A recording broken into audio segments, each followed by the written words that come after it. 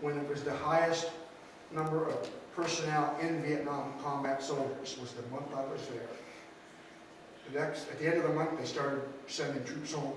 Matter of fact, if I would have lasted a couple months, I would have went to Hawaii. My troops were sent to Hawaii.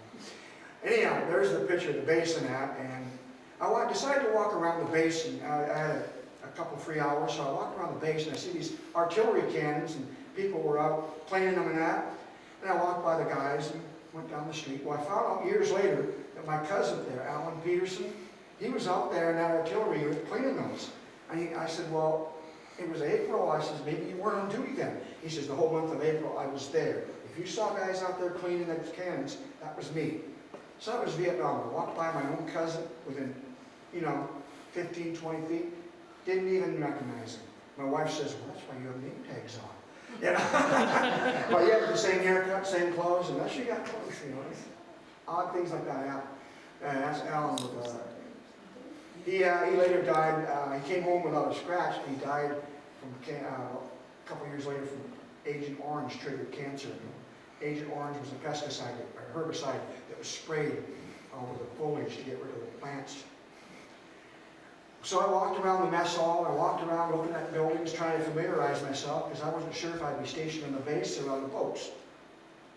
Now at this time, the Army and the Navy, they would bring in civilian Vietnamese, and they would work in the mess hall, they'd work in the laundry, they'd work in the barber shop, they'd work in the kitchens, and they would do the menial jobs to free up our troops for combat.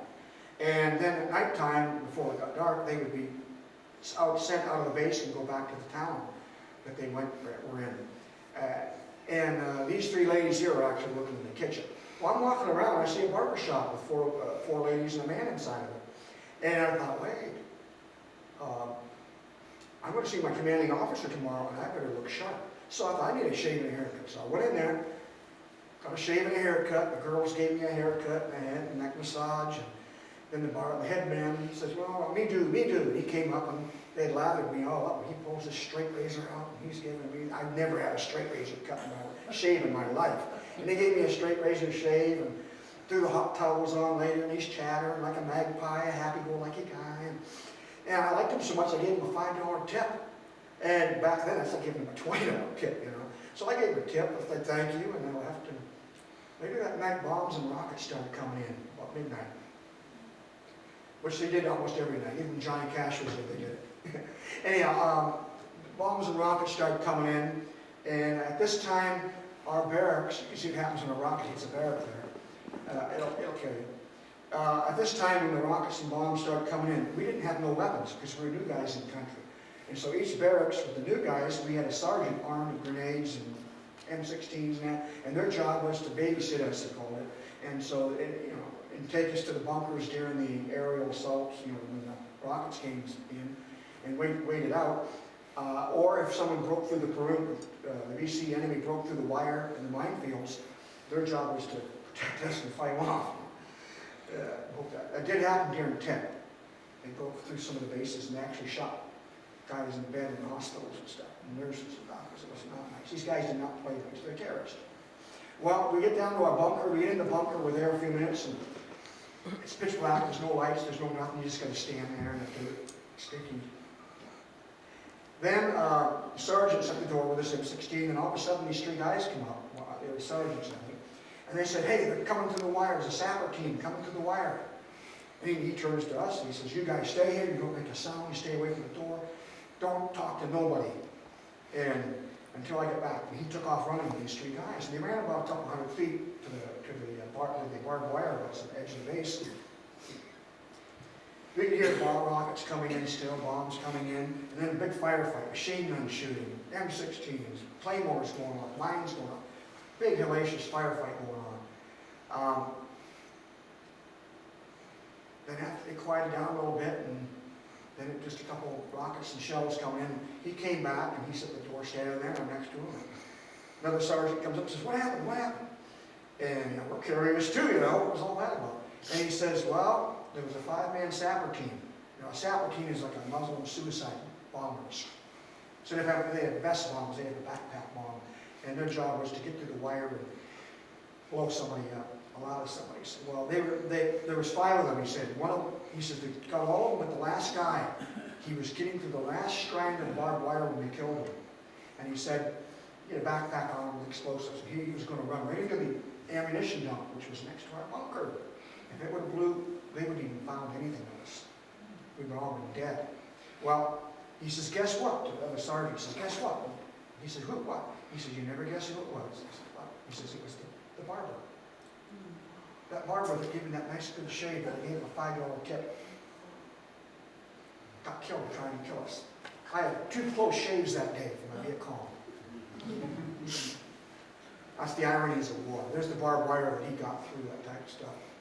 And he got tangled up in it. The wars, there was a helicopter, the first helicopter war. We also had the first giant helicopters. We had the first Cobra attack coppers. We had the first hovercrafts in war. We had 6 in the 9th Division. We had the first hovercrafts. We also had airboats, those buggies there. They, the little boat on the left with an airplane propeller on it. It was like a Louisiana airboat, except we had machine guns on them. So it was a very different war. It wasn't like Korea or World War II. The Navy was called the River Rats, that's what they called themselves. And our title was the River Raiders, because we did the raiding and attacking. My unit was 9th Division. I was in the 47th Infantry, and I was in the 4th Battalion, and I was in D Company, 1st Platoon. Now, you see the Brownwater Navy, they were in charge of the ironclads, and the ironclads took us into combat. We got orders that we were to go, and we were going to live on a barrack ship. And the barrack ship had a hospital in it, it had showers, it had a helipad on top. It was really a nice place to live if you were Navy, but we only lived there 3 days, and we'd go out in combat for 2 or 3 days, and we'd come back for 3 days. So we weren't there all the time. At the bottom, you see the Benoit is the ship I was on. She's at the bottom there, and next to her is some barges. In the barges is where was kept our ammunition, our weapons, and our food and supplies and radios. All docked up next to us are the ironclads. Now the ironclads, this is one of them. It's called an assault support boat. It would go in there, and they had a 20mm cannon. These things were like tanks, like that. They could be sunk too. The Monitor had a 40mm anti-aircraft gun on it. And these boats could chew up the trees and stuff. You needed firepower, you know. You don't take a knife to a gunfire fight, and if you go to a firefight, take as much guns as you can. We had 2 types of boats that I was on. They were called tango boats. One was a canvas top, we called a rag top, and the other one was called baby flat top. It was the Navy's smallest aircraft carrier, because you could land one helicopter on it. Now, I don't know how those pilots did it. I never heard of one crashing. But those guys had to have been awesome pilots to land on something that the helicopter wouldn't even fit on. And on the baby flat top had a helipad plate, steel plate on top, and it had a little bigger first aid station, and that was it. Otherwise, the 2 tango ships were the same. Down below, you had a platoon of men. You carried 30 men in there into combat. Have you ever seen Saving Private Ryan? Guys charge off the beach and get mowed down. Well, after World War I in Korea, the Navy said, we can't have that happen again. So they put on extra machine guns, they put on extra armor. Here's the baby flat top. See the jungle back there? See how thick it is? Chopper can't land. They would bring the wounded to the firefight down to the shore. The boats would come in, pick them up. They'd go out in the middle of the river, and those helicopters would land there and pick up the wounded. Like I said, those guys have my admiration. I don't see how they did it without computers. Here's the 2 side by side, the baby flat top and then the canvas top, but they're both tango boats. Here's what you see, that landing craft, the gray one. That is what it looked like before they started rebuilding them. And there next to it is the finished product. You see all that armor and extra guns. It sits about 1.5 feet deeper in the water. They were built like tanks, and they had standoff armor and stuff. But I tell you. This here is, I found out that the unit I was in was Army guys and Navy guys, and it was a typical American mix. It was black and white, young and old, all kinds of people. The unit I was in was just all-around guys. One of the things that really got to me was when I was during the Vietnam War, the anti-war protesters always called us baby killers. And they found out from later on from released KGB records that the KGB was sending orders to the anti-war movement. And they're the ones that told them. It hurts their psychology if you call them baby killers. Because look, the guys in there, the guys my age, we had brothers and sisters were kids. And the guys older than me, they had babies. You know, my stepbrother, he had 2 little girls, 3 and 4 years old. So to call us baby killers, that was nasty. It was really bad. It was meant to stick a knife in you, and it did. But our Navy guys, you see there with those kids, that's a cap gun he's got. That's not a real gun. But the Navy supported orphanages, they supported a hospital, they supported children's schools. And there's a little girl hugging that guy, and she's got a notebook and pencil she's just got. And the kids across, anytime the Navy went out and landed, the kids would come up, and they would give them books, they'd give them crayons, they'd give them sea rations, and at the bottom you see our Army guys, anytime we were out, we would give them, the medic would give them first aid treatment. We had special teams that would go out and give them first aid. One of the things that was scary was, if you ever came into a village, and there was no kids, all you saw was old men and maybe women. If there was no kids there and no young men,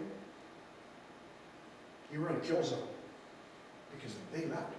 The villagers got the kids out of there, and the fight, the Vietcong had taken the fighting engage. So if you didn't see any kids, you were headed for a firefight. This is a Vietcong woman that tried to walk a belt full of grenades into an office building. And like I said, you couldn't tell who the enemy was. It was my barber. He's a lady in the street. They had, they invented the vest bombers before the Muslims did in the current war we had. Our job was to capture and kill the enemy, and also our job was to capture and destroy the weapons. Search and destroy. There's some enemy there. Our weapons were usually we had the M16, and the enemy had the AK-47s.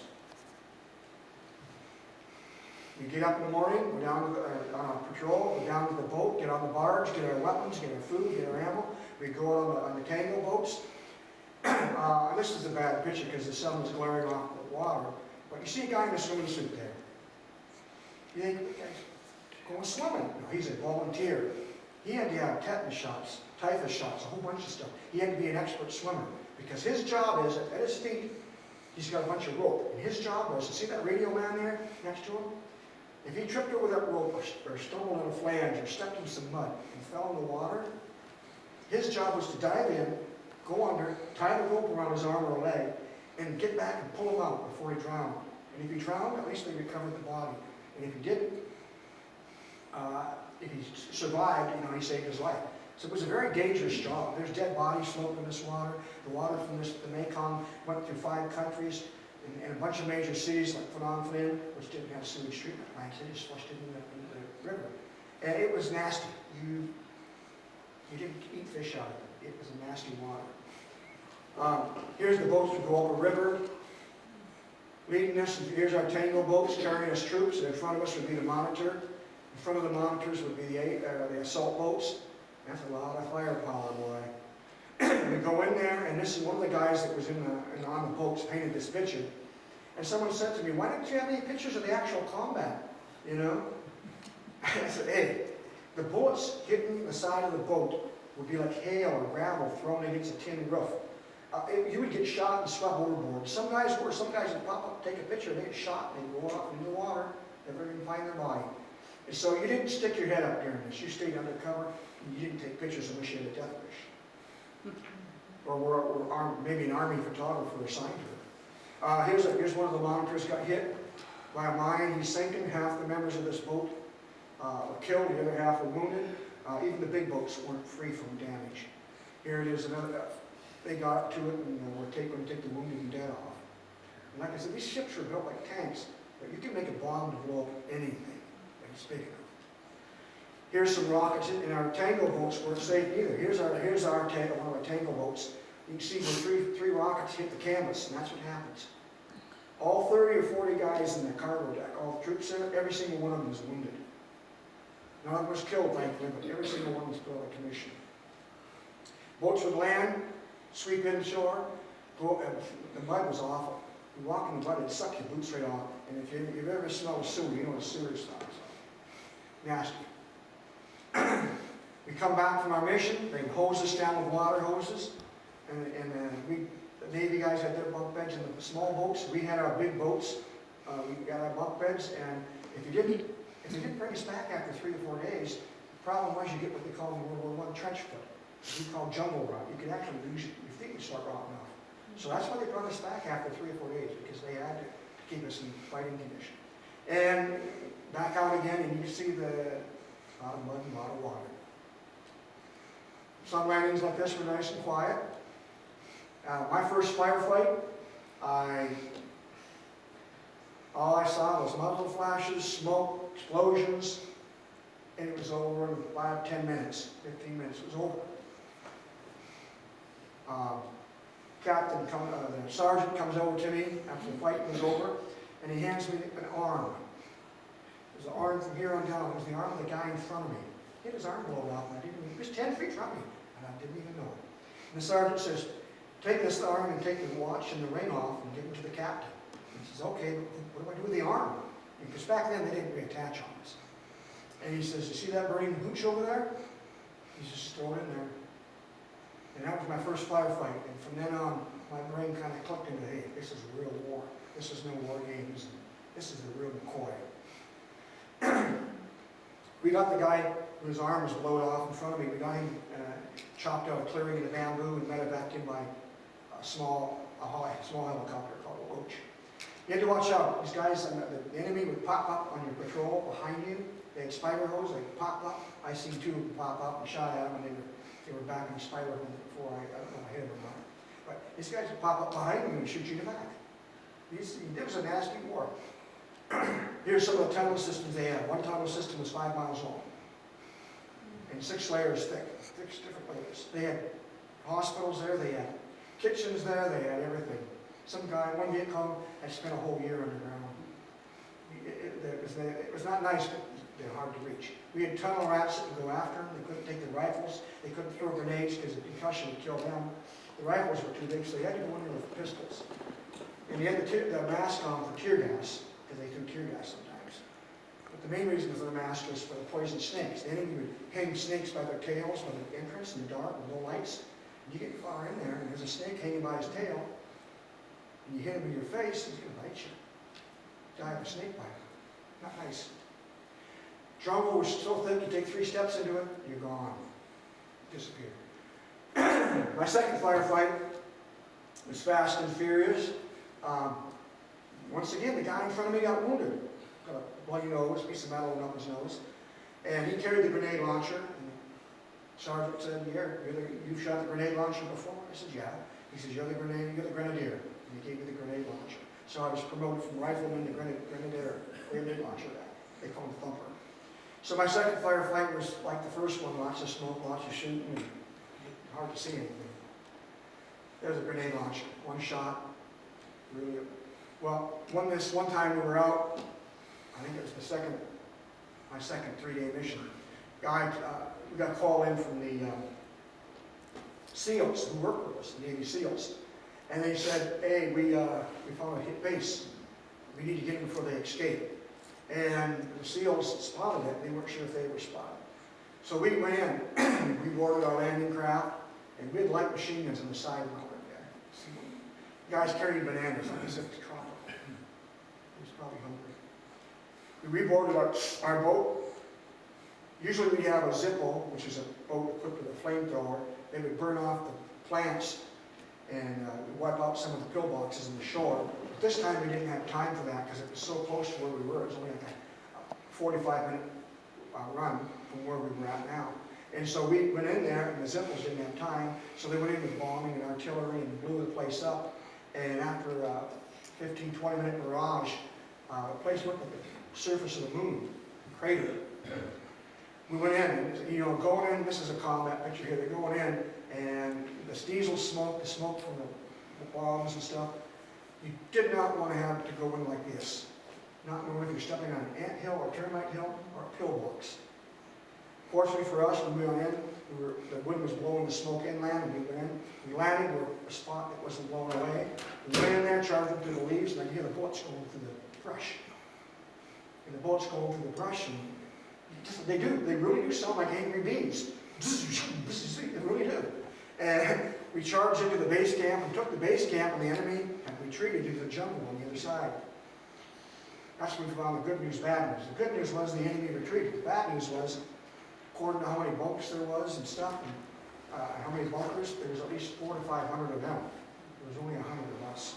So we called for reinforcements, and after we captured the bunkers and stuff, we called for reinforcements, and we got 300 more men, so now it's 400 to 500. We got in there, and into the jungle the next day with patrolling, and we got to the jungle. We got into a part that had been a rubber plantation. The jungle had grown up, but there were ditches like this. This is a rice paddy one here, but there's ditches like that. You get 3 feet of mud, 3 feet of water, and the 3 feet below the surface. That's about it. You don't want to get into them because of the poison snakes or fungi sticks and stuff. So here's a grenadier guy like me. He looks like a clown, but I tell you, in combat, it doesn't matter how you look. Like one of the guys said, it's not the amount of dog in the fight or dog in the fight. It's the amount of fight in the dog. And these guys who I was with, they were terrific fighters. We had the Green Berets in the Vietnam lost had a 20% or a 10% casualty rate. We had a 20%. Sometimes it was 30%. I know one company that got hit. They had 10% killed and 80% wounded. So they had some real bad fighters. I got in there, and there was these sloughs on both sides of this field, a small field about the size of twice as big as a basketball court. And there was ditches on each side. It was all clear. And I said, this is a good place for an ambush, And the captain talked to us, and we talked it over. We waited a half hour, and finally we couldn't wait anymore. We had to send someone across. So the point man went. He got to the middle. I stepped out. I was second man out. I was walking. This is a good place for an ambush, so I took my grenade launcher up, took the safety off. And just as I stepped into the middle of this field, the point man was just ready to step into the jungle where the trail went. And behind me, the sergeant squad leader stepped out. And I heard a click. And I started to turn, and then boom, a big explosion went off. It was a command detonated mine. Some kind of bomb or mortar shell was detonated. It blew me in the air, and I came down, and and I was laying there, and I'm on my back. I looked. The point man, I could see him. He was wounded and unconscious. You see the sergeant, he was wounded and unconscious. I was the only guy awake. And I wasn't being brave or anything. I was just doing my military reflexes. And my rucksack was hanging on my shoulder, and it's full of explosives. I had, like 30 grenades from my grenade launcher. I had hand grenades, I had lots of C4 explosives. There was about 50 pounds of explosives. And I look over at it, it's hanging shredded off my right shoulder by one strap, and all of a sudden it's smoking. And I'm looking at it, and all of a sudden, poof, it's burst into flames. If that would have blew up, they would have found nothing. So I reached over and I pounded the flames out. The flames went out. And I looked, and my arm on my sleeve was ripped open, and I could see right clean through my arm. There was a hole big enough to drop a golf ball right clean through. Right here, in here, out in my shoulder. And I did what someone ordinarily would do. They laid back and they passed out. And that's what I did. I laid back and I passed out for a couple of seconds. Then I sat up and I rolled over. And I knew, the good thing was I wasn't feeling no pain. But everything was slow motion. My ears were ringing. But I knew we had to get help out to get the wounded out. So I got on my knees and I looked down at the end of where the point man was. And off of the ditch, I could see a guy with a khaki uniform, with a grenade launcher like I had, and he had a pistol on his hip.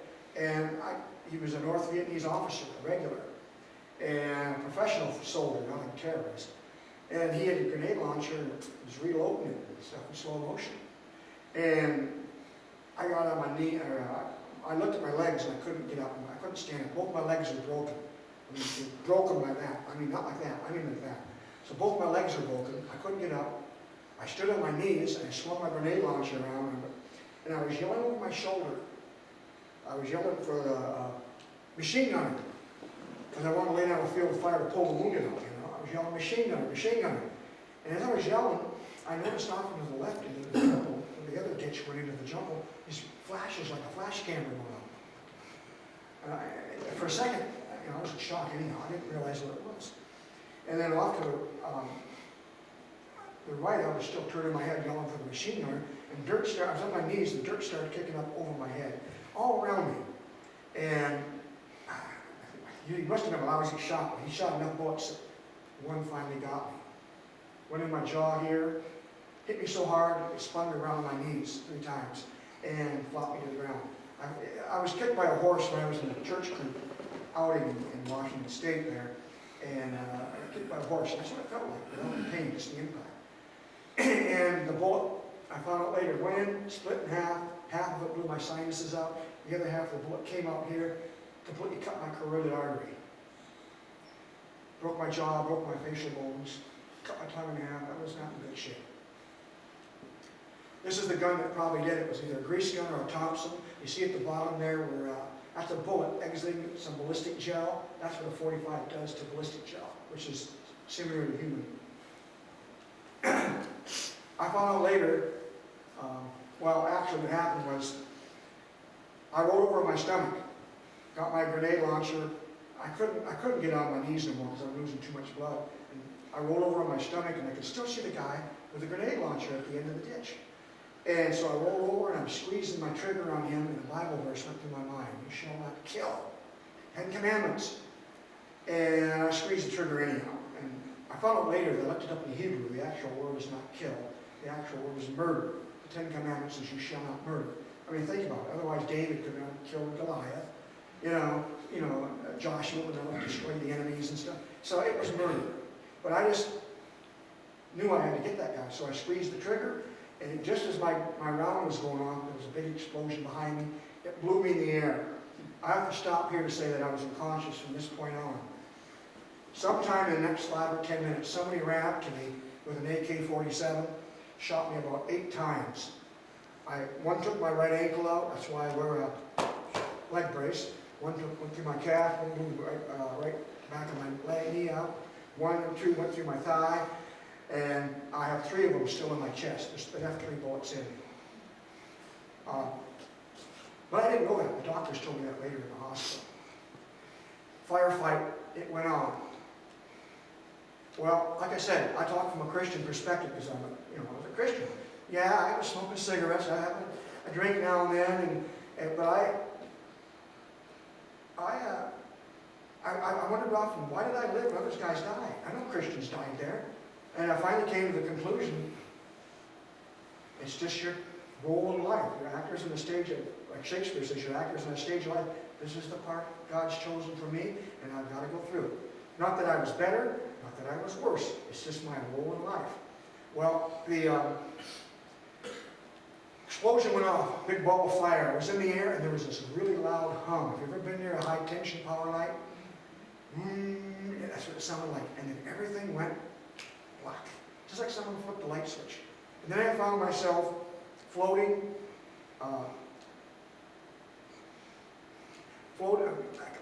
in deepest, darkest space without the stars. And it seemed like 50,000 years. Time was all stretched out. Then things started getting lighter, brighter, and I found myself standing up.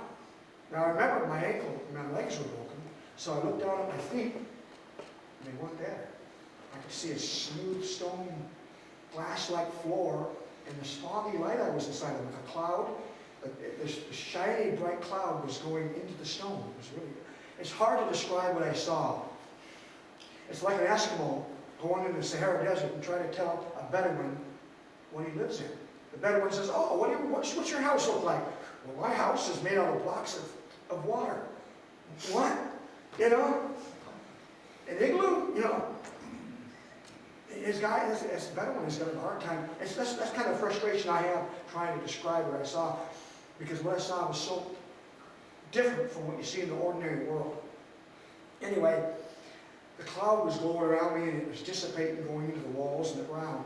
And I looked down at my feet, like I said, and I couldn't see them. And then I remembered my arm wound, and I grounded up to look at it, and nothing. I couldn't see my arm. Then I took my hand and put it in front of my face and wiggled it. Couldn't see my fingers. And then I realized it was like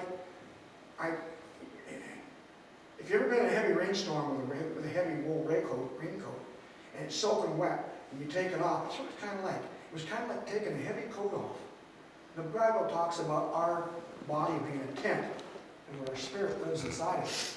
Well, that's kind of what it was. My body was laying back in the jungle, and the real me inside my body was standing there. And so I stood there, and the first thing that came to my mind was, I'm dead, I'm dead, I'm dead. I said it 3 times. Then I noticed the room I was in more, and the room, the foggy, glowing white light had pulled back into the floor and the walls, and they were all glass, like a crystal stone, like glass. And I glanced up, and there was no ceiling, and up above, it was like a tunnel, and way far away I could see a little black circle at the end of it, and there was a couple stars, like it was. Now God has 3 words for heaven in Greek. God uses 3 words. One Greek word describes the atmosphere where the birds fly. Another Greek word describes where the stars are. And the third Greek word describes the abode of God. And that's where I was in the 3rd heaven. I was beyond the stars. Well, anyhow, I'm up there, and I'm looking at this room, and this room was about, twice as big as this room we're in right now. About the size of a small basketball, about basketball court size. And I'm standing in the middle of it, I'm looking around, and there's no doors or windows. But I looked over here on the left, and I noticed there was people, creatures. That's what's so frustrating trying to describe it. And there were like 4, 4, 4. They were lined up like a choir. So I thought, a choir, they're going to sing. Except they weren't singing, they were just staring at me. Then I thought, well, maybe it's a judge, And I thought, no, my sins, I'm a Christian. My sins are nailed to the cross. I won't be judged. And it's not a jury. And I waited, and I looked at them, and they were, I could see the head and the shoulders, and it went down to the ground like they were wearing robes, and they were bright white. It was like looking into the sun. I could faintly see the eyes and nose and mouth, real faint, but it was like staring into the sun. It was that bright. I couldn't tell if they were 16 years old or 60. I couldn't tell if they were male or female. All I knew is they were humanoid, intelligent, and they were standing there watching me, waiting. Well, I spent like 15 minutes. Time was going normal. So I spent like 15 minutes trying to look at these. Later on, I spent a whole year looking up every word in the Bible for angels. Angel, the word for angel is a messenger. I looked up every word for messenger. Wings. So all of them. You name it. Whole year. I found out there's 6 winged angels. There's 4 winged angels. There's angels of light. There's angels that appear like humans. There's angels of a flame of fire. I mean, there's all kinds. There's no 2 winged angels mentioned in the King James Version. But there could be, but they're not mentioned. But these angels were like the angels of light. But I don't know. They didn't strike me as angels. They struck me, I don't know. I just call them beings, creatures. That's all I could come to the conclusion. I didn't know later until in the book of Revelations it talks about the 12 angels guarding the 12 gates of New Jerusalem. And there was 12 of them there. So I figured now that they're angels. Well, I looked at them for 15 minutes and gave up, and I started looking around. I looked to the right, and I noticed this is not out of sequence. Sorry. This is the Lion of Judah. This is Jesus. He says, "Come to you as a little." You have to know. A little child can come to Jesus. It's the basic gospel. It's so simple. He doesn't make it complicated. And in the stars I saw. Well, I looked to the right, and there was this curtain. You have to excuse me for messing up, because this is the first time I've used this particular PowerPoint. Anyhow, I looked to the right, and there was a curtain, and the wall was 8 feet high, and the curtain went to the top, down, and then the curtain was 8 feet wide. And it had ripples in it, like these curtains here have, but it was like silk, and it was like rippling. There was a breeze. And I thought, well, there's a door behind there. There's no other doors or windows that I could see. So I looked at this curtain, and I didn't know the Bible verses, but there's a verse that says God hangs the heavens like a curtain. There's actually 2 or 3 verses that say that.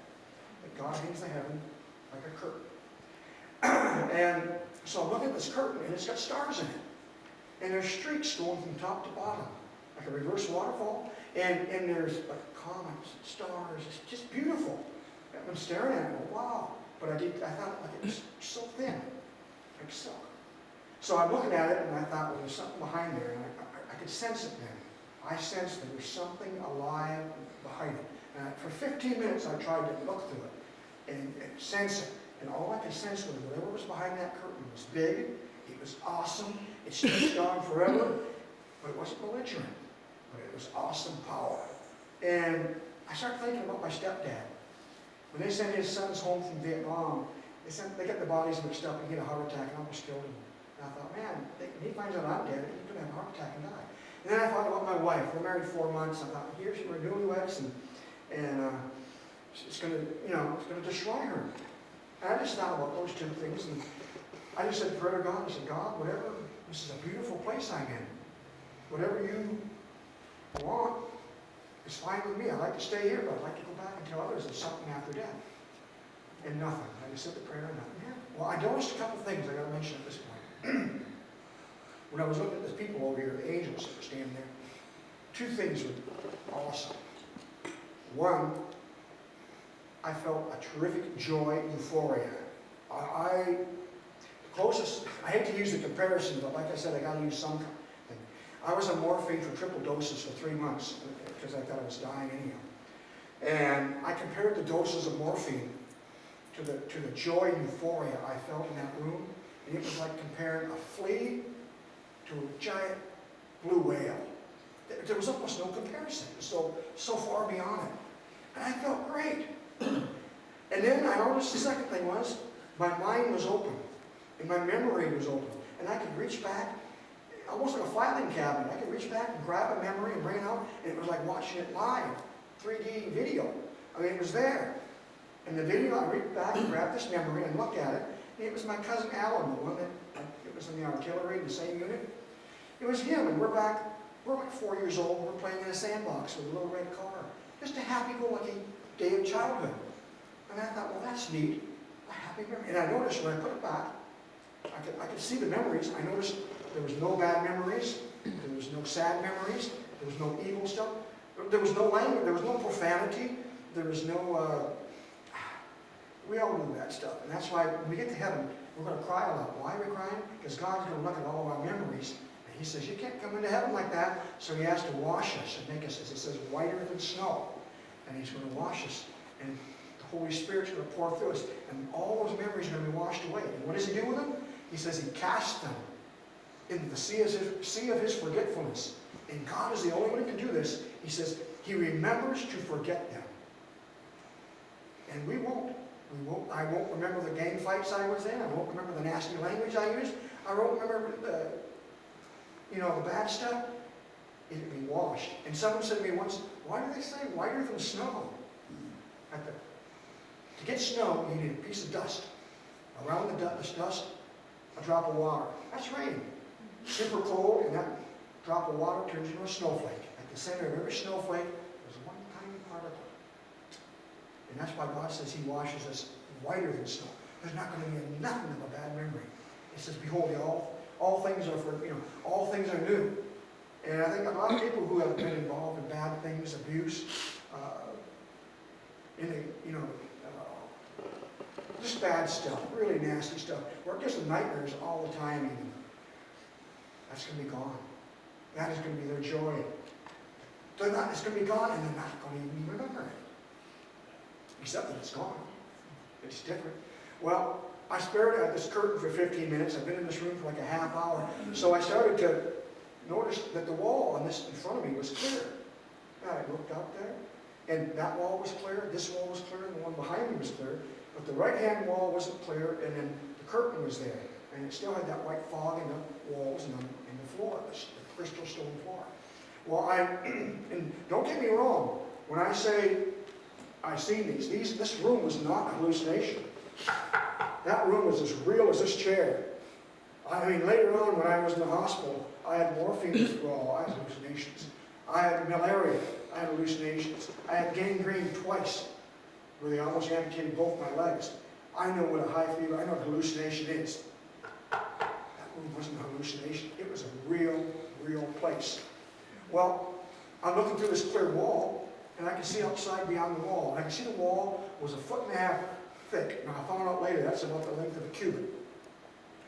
And there was no cracks or seams, just a solid glass wall. I looked through it, and beyond it, I could see, hard to describe it, but the best way to describe it is a smooth rolling golf course, and maybe a little bit of snow, white snow on it, covering it. It was beautiful. And out there, like these 12 angels, whatever they were, that were up front over here in the room with me, out there was more of them, and they were in groups of 2s and 3s and 2s and 3s. They were never alone unless they were going from one group of 2 to another group. And they stretched on to the horizon, which was flat. There was, you couldn't count them, millions of them.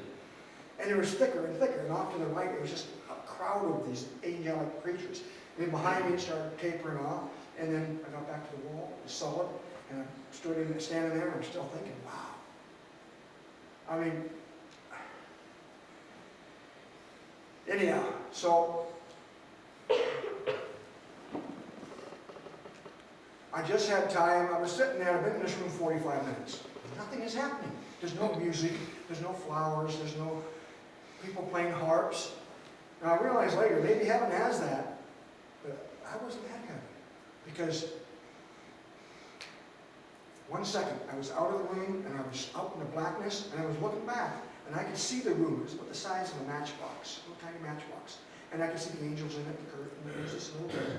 And I'm up here in dark, dark space looking at it. And it was inside this giant luminescent ball. And it reminded me of a giant weather balloon shrinking. But the ball itself had the color of a pearl, mother of pearl, like a luminescent pearl. And it was shrinking. This giant ball was shrinking in on this little room. I didn't know that the Bible says that the gates of heaven, each gate is a single pearl. Pearly gates is just one pearl. I didn't know that, but it's what it was. And the room was shrinking, and there was this giant pearl. In the middle was the room, and then I was back in the room, and I just had time to say, thank you, God, because I knew I went through that blackness. To get there, I knew I was going back. Either way, I was staying there going. And then it winked out, and I was in the blackness again. I floated in the blackness, and time was all stretched out like thousands of years. And then I got gray, and I'm laying there, and it's hot, and it's sticky, and I'm hearing a machine gun about 20 feet, 15 feet from me, spraying the jungle and shooting, and it's hot and sticky, and I open my eyes, and a guy is standing over me with a knife, a bloody knife. And that's the bad news. Actually, it's good news, because he was the medic, and he slit my throat and gave me a trach so I could breathe. That's why I keep good, conscious. Captain comes running up, and he says, what's going on? How is he? And he tells the captain, he says, well, I was working on this guy's wounded arm, and I glanced over at the bodies, and that's when I realized I was laying in a poncho wrapped like that with 2 or 3 other bodies. 2 other guys of our guys who were killed that day. And I'm laying with these dead guys. I was stacked with the dead. And he says, I saw him kicking in there, and I came over and tracked him, and I'm laying there still in awe of the room. I'm going, whoa. I wasn't feeling no pain. I was just awestruck by the room and what I'd seen. Well, the captain says, well, how is he? He said, I thought he was dead. He says, you got to realize this guy, this medic, was a Green Beret medic. I knew him before. I worked with him in the Special Forces. He got out and went to Vietnam 4 or 5 months before I did. So he wasn't a total stranger. And anyhow, he says, I thought he was dead. His eyes were fixed. He had no respiration. He had no heartbeat, and he wasn't bleeding. Now, my left leg was almost severed. My left arm was, I got 38 major wounds. My carotid artery was cut in here, okay? My brother-in-law, brain surgeon, he teaches brain surgery, he says, you get that artery cut, you bleed out in 5 or 10 minutes. He says, the fact you survived that one wound